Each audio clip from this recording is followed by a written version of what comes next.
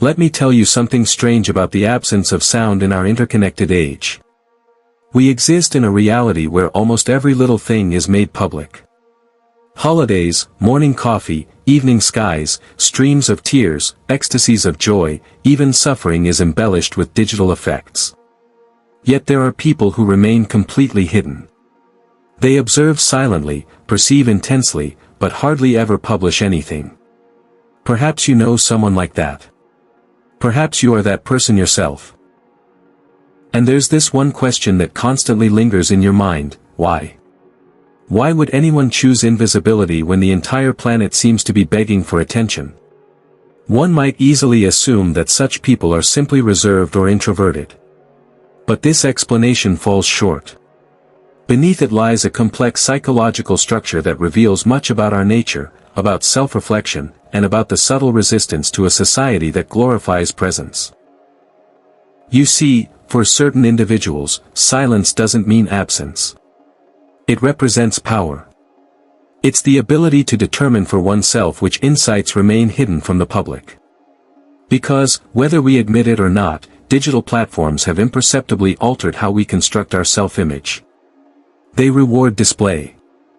They glorify noise. Yet it is often those in the shadows who perceive with the greatest clarity. They register without intending to intrude. They reflect before every reaction. They examine before every conclusion. Psychologists have discovered something remarkable. People who are reserved about publishing their online presence show above-average levels of impulse control, self-reflection, and emotional autonomy. They tend to be less influenced by comparisons with others or by external validation. In other words, they don't need to demonstrate who they are. They want to understand it. And in an environment flooded with self-presentation, that's exceptional. Because let's face it, most of what we publish isn't primarily for exchange, but for identity construction. It's an unnoticed audition for acceptance. Every description, every picture, every status update proclaims, "This is who I am. Do you like me?" But as soon as you stop posting, something fundamental shifts. You detach your self-worth from digital approval. You no longer think in terms of labels. You experience moments again for yourself, not for a camera. And that's precisely the hidden psychological motivation of many people who don't publish anything. They yearn for authenticity in a realm where everything seems artificial. They don't despise digital platforms. They simply no longer recognize themselves in them. It's not about technophobia or misanthropy. It's about refusing to compress your existence into fleeting moments of brilliance. Because once you've grasped how easily perception can be distorted, you value what can't be published. Silence, substance, imperfections, truthfulness. For some people, the decision to stop posting stems from a form of emotional exhaustion. Perhaps they used to share everything until it suddenly no longer felt authentic. They realized that with every post of something beautiful, they felt a hidden compulsion to constantly surpass themselves. They no longer truly existed. They were staging themselves. Therefore, they ended it silently. Without announcement. Just a gradual disappearance from the timeline. But here lies the common misconception: not posting anything doesn't mean not feeling anything. It doesn't signal indifference. Often, it means they place an excessive amount of importance on presence, on substance, on preserving what is inviolable. In psychology, there's the concept of psychological ownership. It describes the feeling that something belongs to you deeply, a thought, a memory, an experience. As soon as you share it publicly, this sense of ownership diminishes slightly. The moment becomes public property, exposed to judgment, misinterpretation, even ridicule. People who don't share anything, therefore, often protect their sense of ownership over existence itself. They keep their moments untouched, hidden, unaltered. And perhaps this isn't despondency or withdrawal. Perhaps it's a discreet form of freedom. Consider this. When was the last time you accomplished something substantial and felt no urge to share it? When was the last time you experienced joy, suffering, or overcame something and didn't immediately think about posting it online. This automatic urge, this compulsion to present itself, isn't innate. It's learned. It's the result of a decade of validation, sharing, and dopamine cycles that have programmed our brains to equate recognition with significance. And as soon as someone breaks free from this mechanism, it might seem rebellious. At the same time, it's therapeutic. These people rediscover the simplicity of performing actions for themselves. Preparing without photographing, moving without marking, feeling without verbalizing. In this space of freedom, something awakens, a self-knowledge that requires no other. However, not everyone who remains silent acts out of inner peace. Some are driven by fear. The fear of judgment, rejection, or misinterpretation. Digital platforms have amplified a subtle form of anxiety that experts call self-presentation-related pressure. It's the constant awareness of being watched, even in the absence of an audience. And for many, this is debilitating. They fear that their statements could be misinterpreted or, worse, overlooked. Therefore, they withdraw, not because connection is unimportant, but because the price of visibility seems too high. They want to be noticed, but genuinely, not superficially. And paradoxically, sometimes the most silent people online carry the most powerful streams of thought within them. They are not absent. They are overflowing. They simply prefer silence to theatricality. This silence carries a profound philosophical content. In an environment that constantly proclaims, "Pay attention to me," the choice of concealment becomes a form of self-determination. It declares, "I exist independently of your perception." They may glide through the life stories of others, agree, smile, occasionally suffer, but they rarely share their experiences because they have grasped something that eludes most. Not every experience is meant to be witnessed. Sometimes the most profound life events, development, sorrow, transformation, occur in complete silence, unnoticed, unpublished. And after you've experienced enough of these private transformations, you realize that invisibility doesn't mean insignificance. In fact, it's where identity is forged, not displayed. Therein lies the paradox: digital platforms are supposed to create closeness. Yet they often leave people feeling more isolated than before. Once you stop posting, you no longer chase digital connection and instead begin to rebuild authentic connection.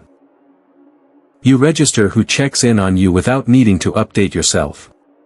You learn who thinks of you without prompting. This kind of connection, unfiltered, untransmitted, feels more substantial, more heartfelt, and infinitely more real.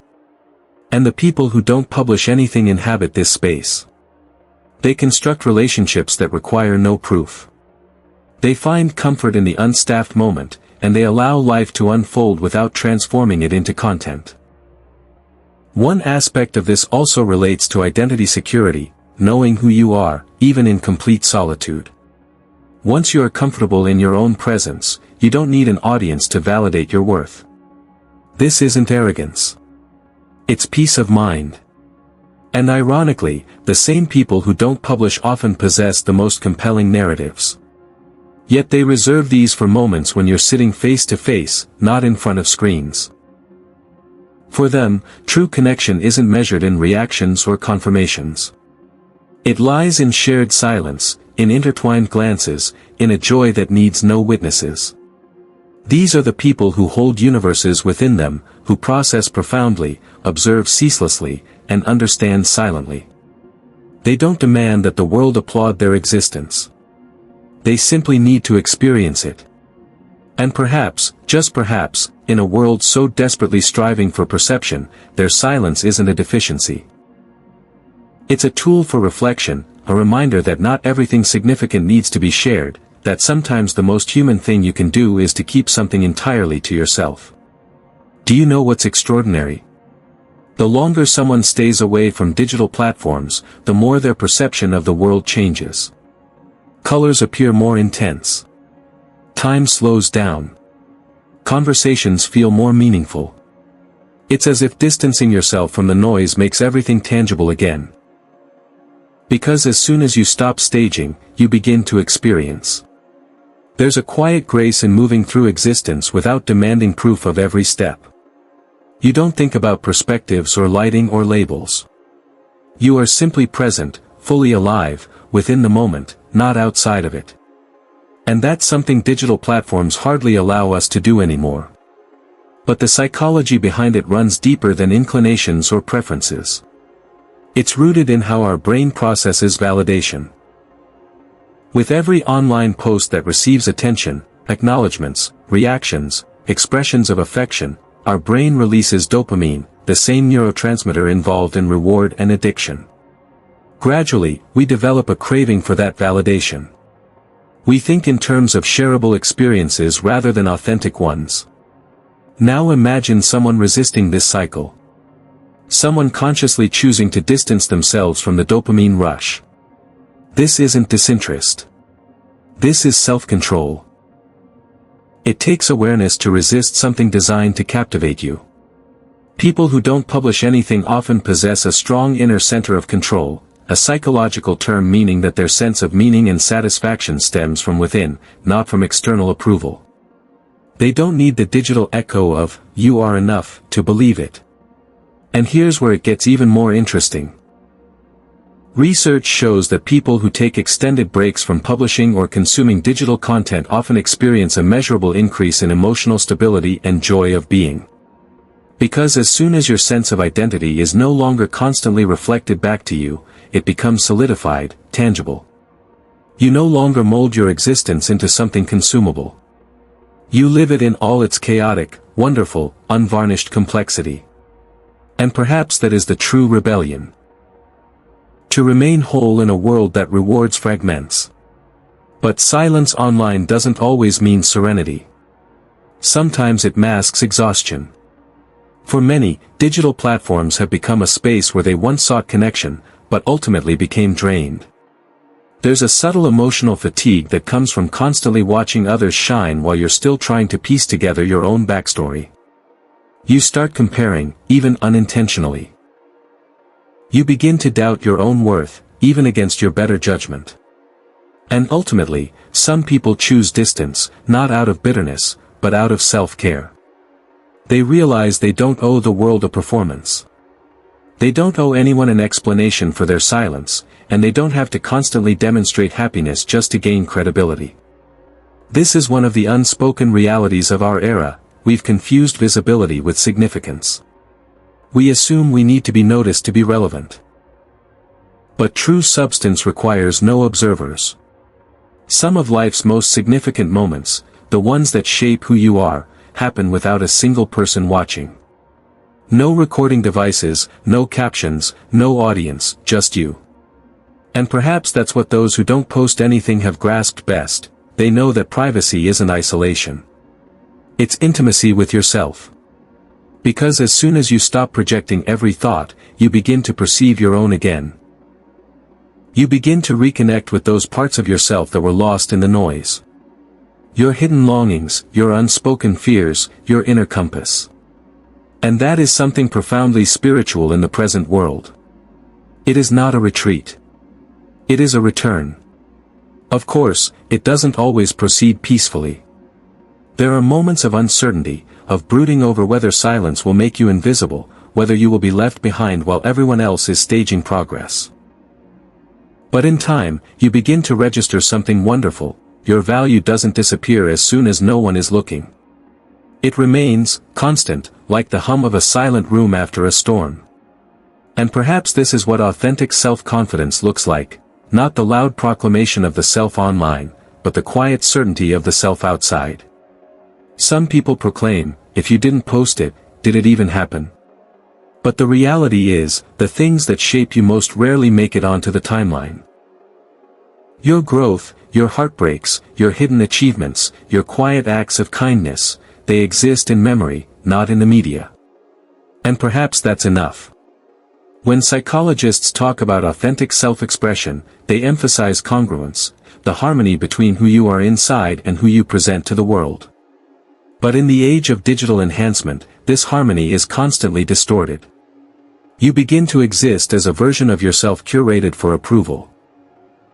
So, if someone chooses not to publish anything, it might be their way of remaining consistent, of protecting that fragile truthfulness between their inner and outer worlds. They don't need everyone to perceive what they feel to confirm its reality. They don't need to capture every evening sky to remember how it felt. They live their existence fully and quietly. And therein lies the paradox: those who exist quietly often experience existence most intensely. They are not distracted by its staging.